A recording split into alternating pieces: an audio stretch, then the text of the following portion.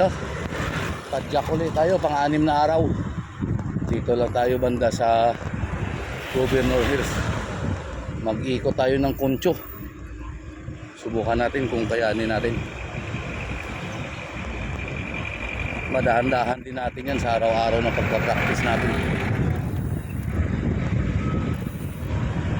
Buti na lang, medyo makulim din pero maaga pa naman. Mga 7:15 pa lang naman. Kaya magandang simoy ng hangin, malamig. Dahil ito yung dinadaanan ko, paakyat pa rin ito ng Tagaytay pero hindi natin kinaya nung nakaraang araw. Kaya dahan-dahanin natin.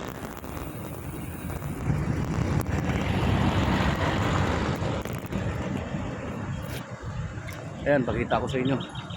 Malilim pati, madaming kahoy.